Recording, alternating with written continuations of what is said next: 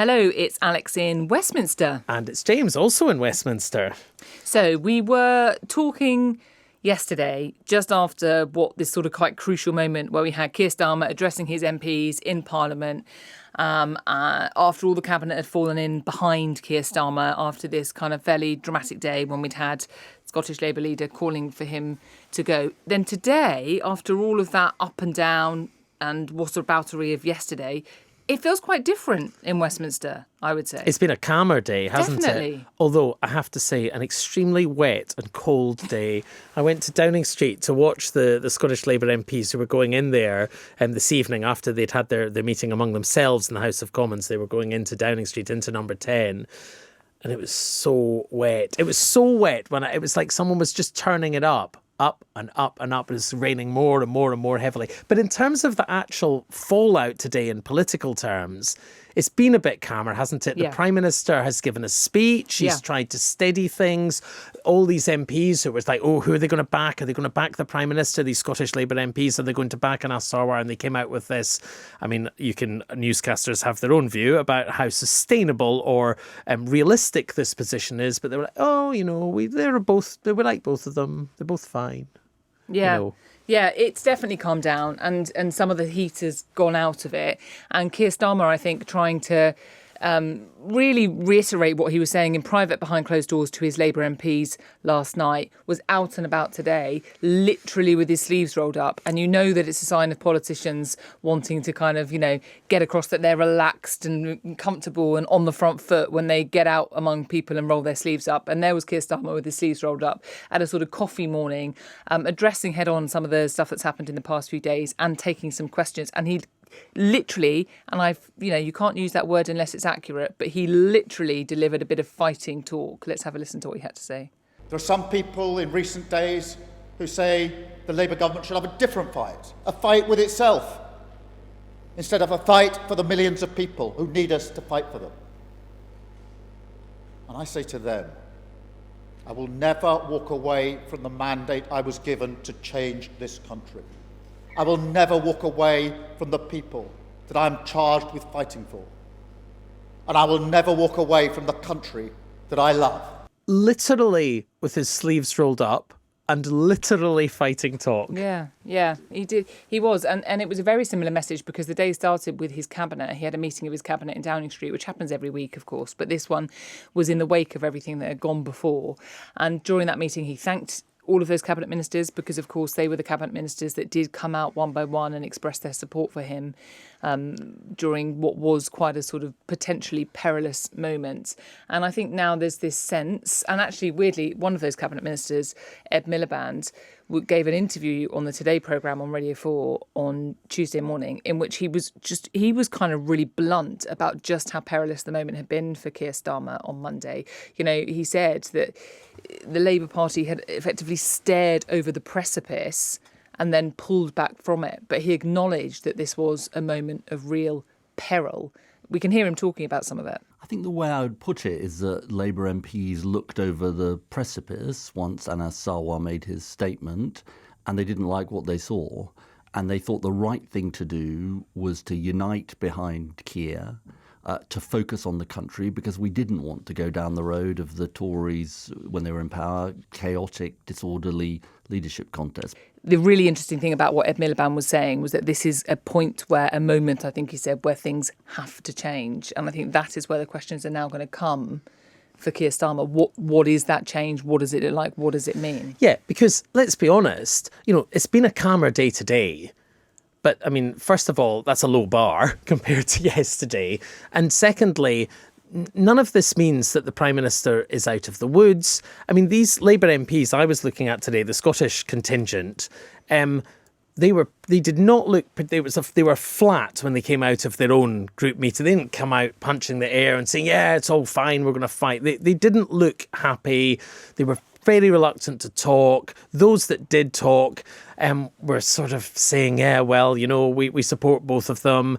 You could tell it's hard for them to really believe that when one person, the Scottish Labour leader Anas Sarwar, has called for the other, the Prime Minister, to resign because he says what's happening in Downing Street is terrible and a disaster and chaotic. I'm paraphrasing, but that was the gist of what he said.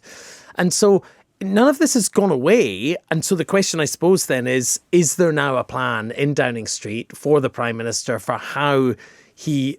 I mean, change has been the word all the way through. Change was what they promised the electorate before the general election nearly 2 years ago. And now is it change again for Keir Starmer? Well, that's exactly it. Because, of course, what has really triggered the events of the past few days and the very open questions about Keir Starmer's leadership that we have had from some people in the Parliamentary Labour Party has, of course, been the decision about Peter Mandelson and the decision to appoint him US ambassador. But the backdrop to that has been a sort of bubbling discontent in some quarters of the Labour Party for some time, and it dates right back to decisions like the decision over the winter fuel payment, and then what happened with welfare reform, and then what people would point to as the policy and position changes, and you can argue over whether you want to call them U-turns or not, but it is this sort of, it isn't just what happened around Peter Mandelson. There is a backdrop to all of this, which I think Anas Sarwar, the Scottish Labour leader, was sort of nodding to when he was making his criticism of Downing Street. So now I think the question for Labour MPs and Labour MPs who are critical of Keir Starmer, and of course that isn't all of them,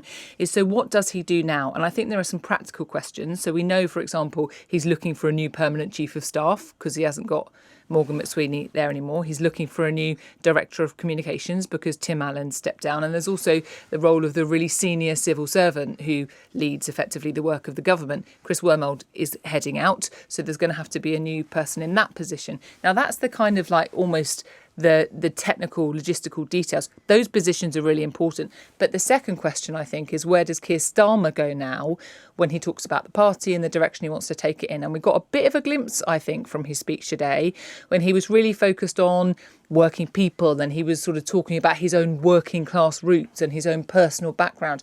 And he was saying that has to be the focus of this government. So you wonder how that will translate into policy or decisions that the government might make, and whether or not that will convince the critics of Keir Starmer that he's kind of, got a grip and is heading in the right direction. And another thing that he has to do, not to bring it all back to Scotland, but is to decide how he's going to handle Anas Sarwar and how he's going to handle the Scottish election campaign, the campaign for the Scottish parliamentary elections on May the 7th. Obviously, there are elections in Wales and in English local elections as well. And interestingly today, Sir Keir and newscasters may have their own view about whether or not this was pragmatic or weak or magnanimous or however you describe it. But Sir Keir is basically saying, I'm backing Anas Sarwar. He should be First Minister of Scotland. I mean, that's extraordinary, to hear, given what happened yesterday. But there's clearly an attempt from the top down, because we have also heard from the Secretary of State for Scotland, Douglas Alexander, who is co-chair of Mr Sarwar's campaign and yet sits in the cabinet supporting the Prime Minister. And he was saying, he was on the radio this morning on Radio Scotland Breakfast saying, there was a problem yesterday. They had a bit of a fault. I was thinking, yesterday's not your problem. Tomorrow and tomorrow and tomorrow to the last syllable of recorded time is your problem here. So the question, he's taken a decision, the Prime Minister now, on how to handle Anas Sarwar, and it's to be magnanimous and to sort of rise above the fray. But I suppose my question is, how sustainable is that? Yeah, and Jenny Chapman, who is a close ally of Keir Starmer, she's International Development Minister, but she worked on his 2020 leadership campaign. She was asked about this today, and she said that Anas Sarwar and the Prime Minister need to get in a room and talk this out, was her sort of suggestion, that... Well, please, can we film it? I'm not sure they'd let us in. But, there are genuine questions about kind of personnel and people involved in all of this now, because, of course, the other one is Wes Streeting, because we were talking, James, about how Wes Streeting had chosen unilaterally to release some of his WhatsApp exchanges with Peter Mandelson to try, from his perspective, to show that he didn't have as close a relationship with Peter Mandelson as some people had suggested he might have. Well, then following that, the release of those messages by Wes Streeting, there came this sort of messaging from Number 10 to other cabinet ministers, don't do the same. And also, pointing to the Metropolitan Police, who had warned about releasing information into the public domain that might jeopardise their ongoing investigations. So, and again, Keir Starmer was asked about that. Chris actually asked Keir Starmer about it when he had a chance to chat to him at this coffee morning. And, Chris said to him sort of, what are you going to do? Wes Streeting has gone out and just released this kind of stuff. And Keir Starmer said, I think that these messages should be released in a managed way. But, there are still those sort of questions about whether he decides to as you say, be magnanimous or, perhaps not to sort of take a harsh line with people that aren't falling into line with the Prime Minister's vision right now, or not, whether he chooses to do something entirely different. And there are other problems for him, among them the former communications chief, the former director of communications at Number 10, Matthew Doyle, Lord Doyle as he is now, in the Lords, has had the Labour whip suspended in the Lords because of his past association with Sean Morton, who is a former Labour councillor who admitted indecent child image offences in 2017. That is a development, isn't it? He was a significant figure in not just this government, Tony Blair's government as well. Yeah, he was. He's been around the Labour Party for a while, and Keir Starmer brought him back into government in a senior role in communications in Number 10, a role he hasn't been in for a while. But as you say, he was made a Labour peer. And I think for the past couple of weeks, certainly, it's sort of this story has been bubbling away that effectively Matthew Doyle campaigned or worked on the campaign of Sean Morton, this former councillor. Scottish Labour councillor. Labour councillor, who then went on to be convicted of these offences. And there were questions about sort of, what was Matthew Doyle's role in all of that? Now, Matthew Doyle's put out a statement about this, and he said he wants to apologise for his past association with Sean Morton. He says his offences were vile. I completely condemn the actions for which he was rightly convicted. My thoughts are with the victims and all those impacted by the crimes. But what he does say is that the point of my campaigning support, Morton repeatedly asserted to all those who knew him his innocence, including initially in court. He later changed his plea in court to guilty. But he acknowledges he made an error of judgment in continuing to support the campaign. And now he's had the Labour whip suspended. There you go. That's just another problem. And of course, it's all of this. I mean, this is the thing. Really, since the beginning of this year, Keir Starmer has been attempting to focus on what he thinks has got to be the core message of government, which is about the cost of living. That's what he's been trying to talk about. Now, whether or not you can say it's the government's fault, whether or not it's kind of external events, but there have been a series of things that have happened between the beginning of this year and now, some of it to do with Donald Trump, and he sort of made some pretty big decisions at the beginning of the year, which swept up quite a lot of attention. But, other things like Peter Mandelson and the Prime Minister's decision to appoint him, which has all now, of course, come to the fore again in the latest release of the Epstein files, have completely knocked what the Prime Minister wanted to talk about off course. And I think what we are going to see in the next few days and weeks is a sort of concerted effort from Downing Street to start to focus on those sort of key issues again, the things that they think really matter to voters. But there are a couple of key questions about that. The first thing is, how are they going to shape the team in Number 10 to sort of do that? They have got these appointments that they have to make, which will be quite crucial in terms of messaging and strategy and all that stuff, which sounds a bit wonky and textbooky, but it's actually quite important how a government functions or doesn't function, as it were. And the second thing is that going to be enough to satisfy the people on the Labour benches, who of course are the people that will determine Keir Starmer's sort of immediate future and fate, because they're his MPs and he does need their support, whether or not it's going to be enough to satisfy those critics in the long term, because things have calmed down and the heat of Monday has definitely, cooled without a shadow of a doubt. But those bigger issues that people have articulated with the Downing Street operation under Keir Starmer for some time, they haven't gone away. So it's whether or not that Keir Starmer now can find a way to address those satisfactorily to his own MPs. And while we've been talking about all of that here and the fallout affecting the government and how it's playing out here at Westminster, the story's also been rumbling along in the US and also for the royal family. And we're going to catch up now with Caitríona Perry, BBC News chief presenter in Washington, and Daniela Relph, our senior royal correspondent, who is in Saudi Arabia, to talk about all of that. Hi, Caitríona. Hi, Alex. Hi, James. Hello. Hi, Daniela. Hi, James. Hi, Alex. So, Daniela, you have been following Prince William around on one of these royal visits, this time to Saudi Arabia. Where are you? Because there's a lot of noise going on in the background. It sounds like there's a bit of action behind you. Bit of a party. If only I could go to it. Yeah, there's a sort of bar and restaurant in the background from where we are now, and I think perhaps you're picking up some of the music from that. Sadly, we're not quite close enough to go to it. But I'm in Alula, which is this absolutely incredible oasis city in the desert in northwest Saudi Arabia. I'm standing surrounded by these absolutely monumental sandstone rocks that are all lit up in the night sky here. It is an incredibly dramatic setting, and it is where tomorrow Prince William has a day of engagements based around wildlife and the environment. And he's meeting the Crown Prince, Mohammed bin Salman, a very controversial figure on the world stage as well, Daniela. Yeah, he met him last night, actually. He had a private dinner with the Crown Prince, Mohammed bin Salman, and they spent, we are told, a considerable amount of time talking to one another about bilateral relations, about the general relationship between Saudi Arabia and the UK. And I think there was a hope from the UK government that there would be a personal friendship built up there. He is obviously a controversial figure around the wider picture in Saudi Arabia here over human rights and freedoms. But they're two men of the same age. They are both going to be king of a country one day. And I think the UK government was hoping there might be some kind of personal chemistry between them that could be very useful for the wider picture of UK-Saudi relations.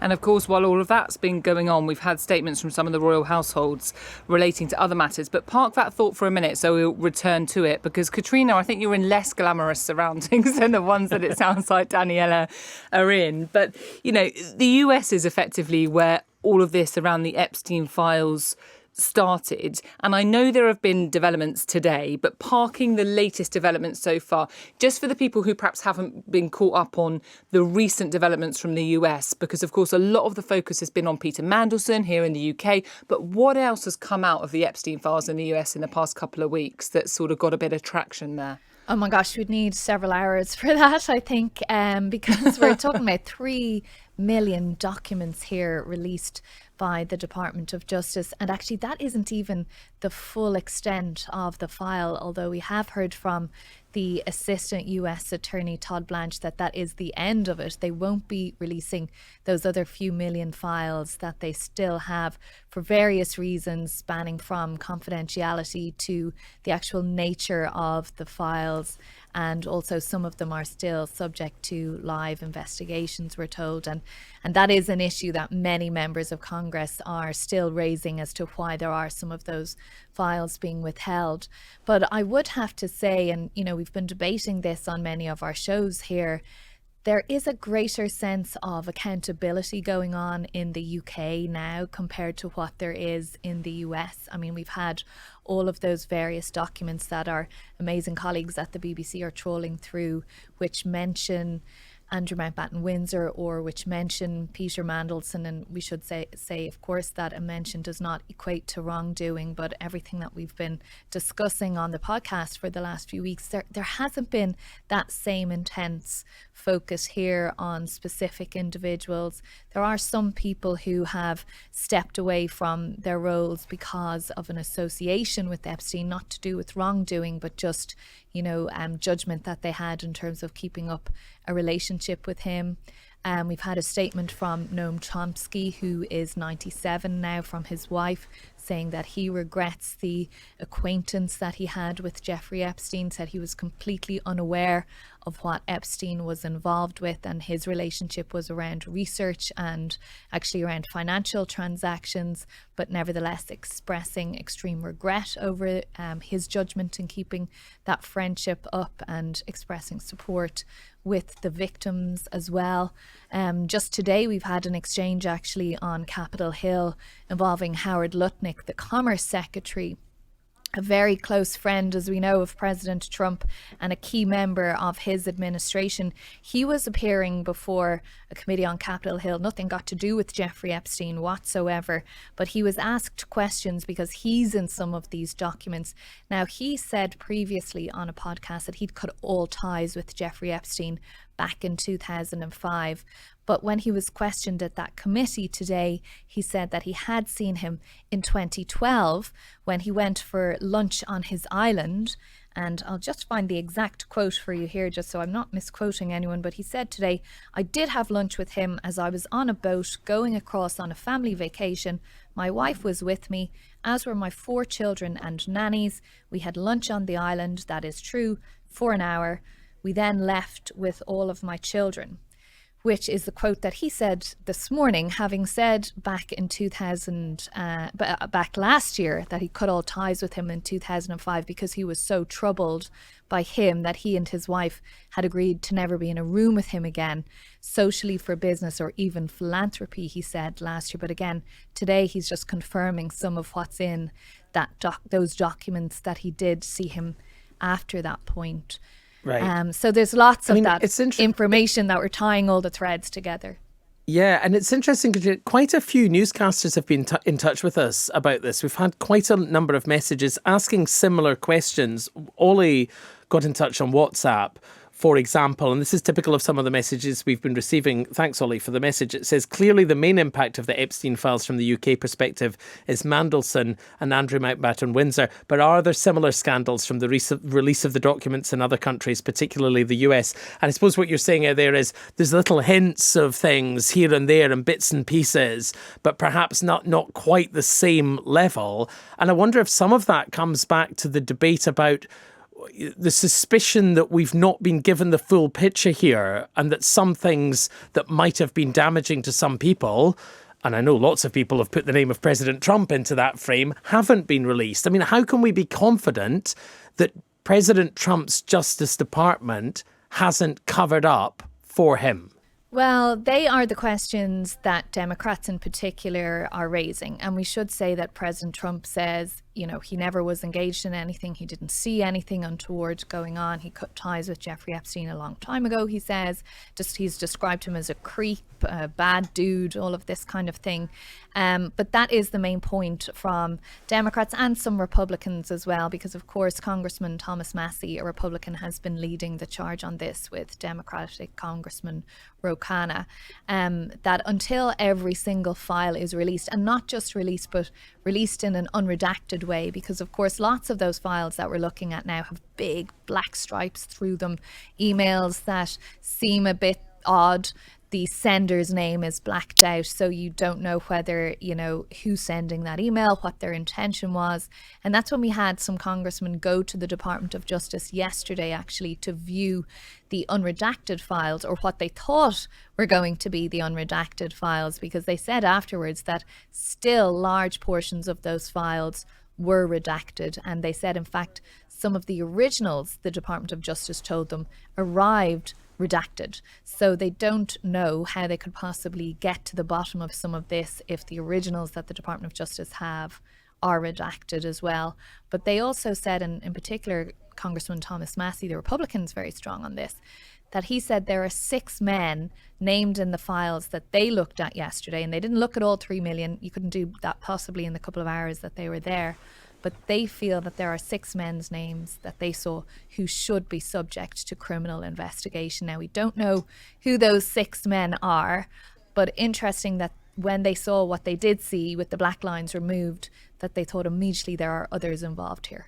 It's so interesting you talk about the redactions, because, of course, the other bit of that is actually some of the victims of Jeffrey Epstein have raised concerns about stuff not being redacted and some of their details being published. But I just wanted to ask you about what has happened today, because some of the survivors of Jeffrey Epstein and some Democratic lawmakers have been in Washington, and they're calling for something called Virginia's Law. Can you just talk us through exactly what that is, what it would do, and if it's going to happen? Well, if it's going to happen, who knows? Like anything in this town, it's going to take a lot of agreement from Republicans and Democrats to get a law through the various houses and then signed by President Trump. But in short, Virginia's law is about removing the statute of limitations on alleged crimes that were carried out by some of Jeffrey Epstein's associates. So under law, you have to raise the alarm. You have to try and press charges within a set period of time.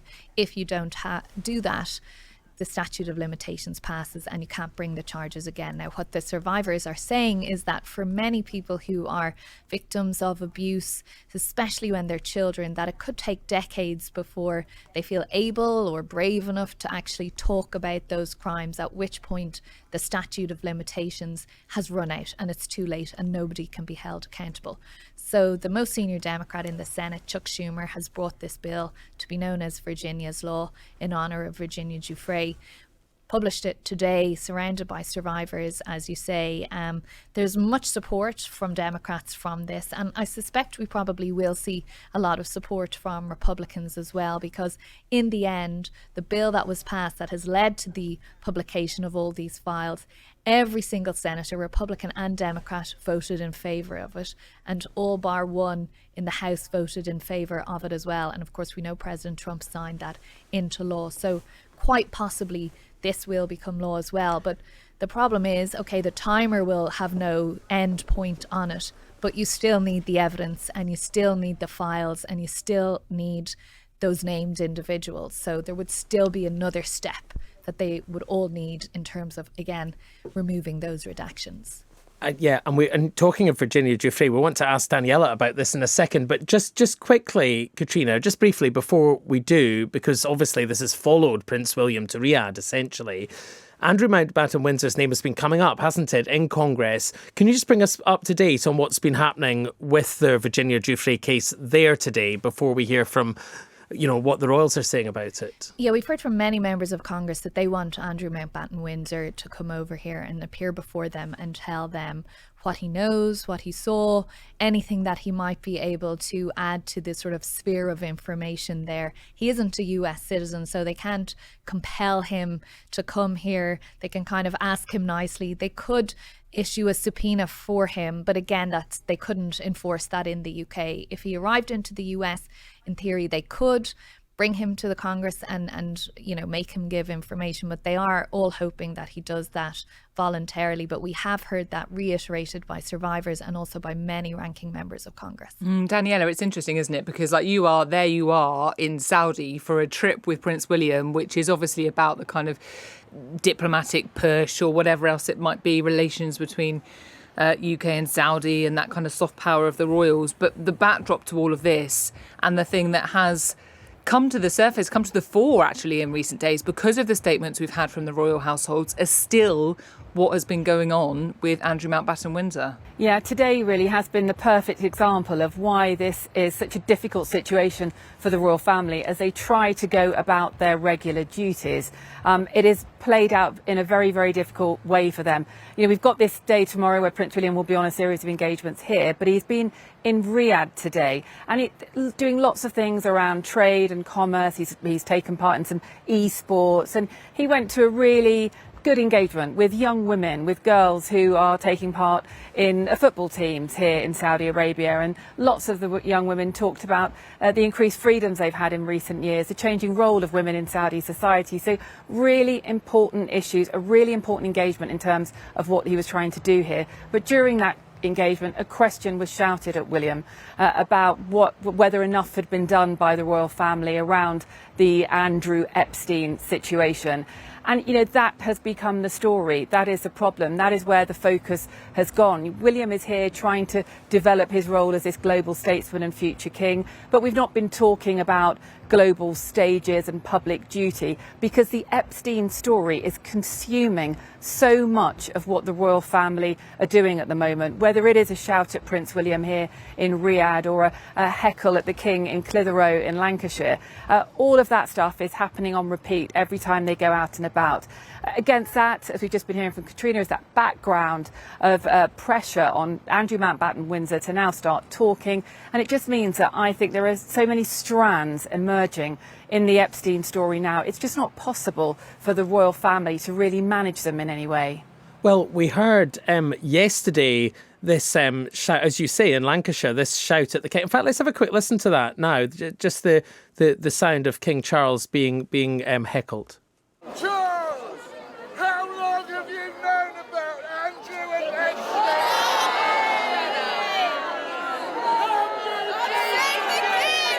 Andrew got prosecution! Sort of a mixed reaction there, a lot of booing. But the question was, how long have you known about Andrew and Epstein? And then today, Daniela, you were saying Prince William was asked to what extent have the royal family done enough. What did he say? He didn't say anything at all. It was hard to tell whether he had heard the detail entirely of the question, but he definitely knew he was being shouted at. You could hear the word Epstein. So he might not have known exactly what was being asked, but he got a sense of what was going on, that he was being shouted a question. He didn't respond at all. He didn't say anything. And afterwards, his team just reiterated the importance of this trip and how their focus, they felt, just had to be on the work William is doing here on behalf of the UK government. They had issued this statement yesterday morning talking about their concerns on behalf of the Prince and Princess of Wales and saying that all their thoughts and sympathies were with the victims. I think perhaps Kensington Palace hoped that that would deal with the situation for now and perhaps shift the focus to this trip to Saudi Arabia. But there is such a swirl now. There are so many elements to the Epstein story that you can't really just shut it down with a statement. And of course we had the Buckingham Palace statement as well, Daniela, and I was thinking back to when you and I were chatting on Newscast last week, and it's like you sort of predicted this, because you said, you know, you raised the question about how long can the silence hold, and now we've had these two statements from Kensington Palace and Buckingham Palace, and the Buckingham Palace statement says the King's made it clear in words and through unprecedented action his profound concern at allegations which continue to come to light in respect of Mr Mountbatten-Windsor's conduct. If we are approached by Thames Valley Police, we stand ready to support them as you would expect. I mean, do you think, I know it's impossible to predict what's going to happen now, but if police do launch an investigation, what kind of territory do the royals find themselves in at that point? And do you think what they've said so far will be enough? It's interesting, Alex, isn't it? You know, to have yesterday two statements from two separate royal households, Buckingham Palace and Kensington Palace, from official spokespeople talking personally really about how the King and how the Prince and Princess of Wales feel, really is extraordinary. I know that's an easy word to use, but it just doesn't happen very often at all. We hadn't actually heard from the King around the Epstein story since back in October, on the day that he stripped his younger brother of his royal titles and his status. So there'd been silence for quite a few months. And as we were talking about last week, my sense as this story just continued to build and the interest on it just increased, that it was going to be really hard for the royal family to stay silent in a world where there is so much accountability and transparency and people want to know what people think and feel. I just couldn't see how they couldn't say something in some way, which I think is why we had those two statements yesterday, to kind of show, I think on the King's part, leadership, that he understood it, that he got the anguish of victims, that he knew just how this story was playing and how difficult it was for the royal family. But I'm not sure that that will deal with it or shut it down. We've seen today, even though we had the statement from William yesterday, that he was still being asked about it today in Riyadh. And I just think, you know, it is very hard to try and quell this now because there is such a storm of questions and inquiries around it. Buckingham Palace, I think, wouldn't have said that they would help the police, Thames Valley Police in this case, with any inquiries if they didn't mean it. So if the police do come to them, if they decide after assessing the complaint about Andrew Mountbatten-Windsor and his work as a trade envoy, if they decide that there is an investigation that needs to be launched, Buckingham Palace has said very clearly they will help. They will have to stand by that now, I'm sure. What that help looks like is not clear, but it may be around documents, paperwork, timings, things that happened around the time that Andrew Mountbatten-Windsor was working as a trade envoy. But these are really charged, difficult times that we're in for the royal family at the moment, in terms particularly of how they publicly respond to this drip feed of allegations that are coming out of this latest tranche of the Epstein files. And just briefly, Daniela, I presume it's still silence from Andrew Mountbatten-Windsor, because I know he's been approached by the BBC and he's now facing these calls, including from the US, for him to appear before Congress and say what he knew. But I presume at the moment there's been no response? Yeah, no response at all. We are going again and again as each allegation arises out of the files. We are trying to contact him with the contacts that we have representing him to ask if he has any comment or anything to say, putting the allegations to him. He has, of course, in the past said he regrets his relationship with Jeffrey Epstein, but also said he denies any wrongdoing. But at this stage, we haven't had any response at all from him to any of the fresh allegations. I was really struck by that statement being so specific about Thames Valley Police. Not just in general, we, Buckingham Palace, would obviously support any inquiries. It's very specific. If we're approached by Thames Valley Police, we stand ready to support them. But perhaps it's not a good idea to speculate on what might happen next. I did ask Buckingham Palace about that specifically because I'd noticed that as well. They said they had used Thames Valley Police because that is where the complaint sits at the moment about Andrew Mountbatten-Windsor. It is with that force. It may ultimately perhaps move to the Metropolitan Police instead. And wherever it goes now, I think what that statement from the King last night did say is that they will support the police. Buckingham Palace will support the police wherever that investigation is. So although it was Thames Valley last night, it could be somewhere else. And I think they have now pledged their support to help, which they're going to have to do wherever that may be ultimately. Yeah, Daniela, that's good context, isn't it? Thank you. That's good to know. Caitríona, I have a question for you. How is, because there is always a degree of fascination with the royals in the United States. Is this a big thing there? Are people focused on the impact on the British royal family, or specifically on Andrew Mountbatten-Windsor, or neither? There is definitely not as much interest over here as there obviously is in the UK in all of this, because there are so many files and there are so many individuals named, some of whom completely innocently, others who have a question mark over them, that the attention is kind of spread between a whole pile of people, if that makes sense. There is a fascination, I suppose, with Andrew Mountbatten-Windsor over Peter Mandelson, just because he'd be far better known in this country. Although Lord Mandelson obviously was the ambassador here, you know, he'd be very well known here in Washington, DC, but less so among the American people. Whereas, as you say, there is that fascination with the royal family and all the machinations of it. There have been calls for the King to compel Andrew to come and give evidence and appear before some of these committees here as well, that he should get involved, not just in terms of cooperating with Thames Valley Police, but with the US authorities as well. So that's quite interesting. But I would say there are, you know, probably other stories in the US that are occupying people's minds at the moment, which is really interesting, because these Epstein files were so front and center for months and months and months before they were actually released. And then because we've seen such a data dump, I think it's a bit overwhelming for people trying to pull all the threads together, you know, read through, as we were saying, the redacted and unredacted bits and see what actually is connected to what and where to take things from here, considering there aren't investigations at this point into these people, which is the real problem for the victims and the survivors, that they feel they haven't had that justice they're seeking. And all of these questions about, you know, people giving answers or people that might be able to shed some light on some more detail or lead, you know, to more information for the victims. We, of course, saw Ghislaine Maxwell refusing to answer questions.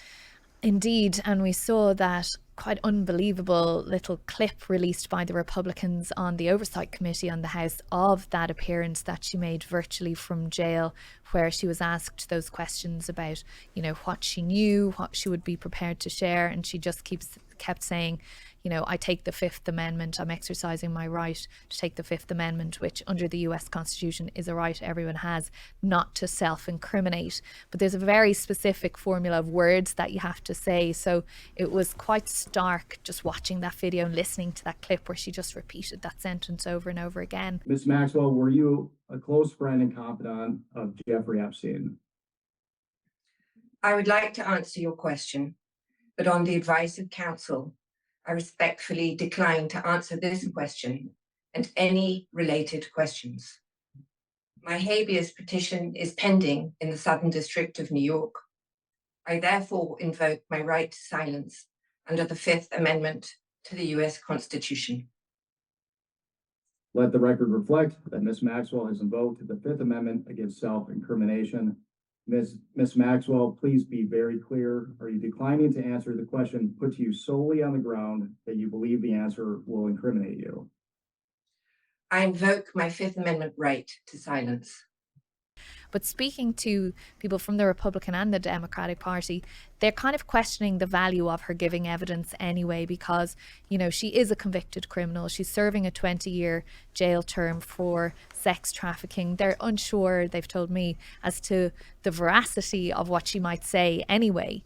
But her lawyer did say she wasn't going to talk unless President Trump offered her clemency and pardoned her, which he has not ruled out. And that is what members of his own party and, of course, the Democrats and many others are calling on him to do, to take that option off the table. So Ghislaine Maxwell then is given a very stark choice of cooperating or not, but there isn't this potential deal that she and her lawyer seem to think exists at this point. Caitríona, I don't know if you've managed to see this, but we've been talking, actually the people that you were referencing that were in the unredacted files have been named. Is that right? They have, yeah. As I was mentioning earlier, Representative Ro Khanna and Thomas Massey, they've been speaking on the floor of the House, and Representative Ro Khanna has named those 6 men that I mentioned earlier as people that they feel have questions to answer and should be open to potentially a criminal investigation. Now, he was using privilege that he has as an elected member of Congress speaking on the floor. So he can name those names without being subject to risk of libel or defamation. Yeah, we're not suggesting, we're not, just to be clear. I think before we do that, we probably need to speak to the lawyers. Yeah, exactly. He can do exactly. that. Although Ro Khanna, who's a Democrat, isn't he, from California, also, I thought another thing very interesting just to have happened was this statement about the King, or comment rather about the King. I think this is the most vulnerable the British monarchy has ever been, Congressman Khanna is saying as well. So, clearly everything colliding there, really. Yeah, exactly. And also, you know, I interviewed him myself last week, and I'll have him again on my show later on. But he's kind of been amazed that all of the wobbling we saw around the Prime Minister yesterday, that, you know, this, you know, he was saying to me, this has the potential to bring down the Prime Minister in the UK, yet here we don't have any investigations and we're being told there will be no more. So it kind of just highlights that stark view, even for the lawmakers here, about how different the system is in the US compared to the UK. Yeah, and echoing a point lots of newscasters have made. Daniela, just finally, what's next on the tour, the royal tour for you? Tomorrow here in Saudi Arabia, it's Prince William's final day in the country. And as I was saying earlier, I'm here in Alula, this amazing oasis city in the desert. And the focus is going to be a bit further away from the politics tomorrow. It's going to be on wildlife, on the environment, on culture, on the next generation as well. And he's going to do a number of engagements in this really beautiful part of the country. And that will wrap up the final day of his trip. He's also interested, just on a little quirky interest, he's going to look at the work being done to repatriate the Arabian leopard, something that perhaps that he is particularly interested in. So a real switch in mood and focus tomorrow, but the Epstein story still does hang over everything. Yeah, enjoy it while you can and if you can, because I know you've been working flat out. But thank you for sparing us some time to talk us through it all, Daniela. Thanks, everyone. Bye. And thanks very much, Caitríona. Thanks. Talk soon.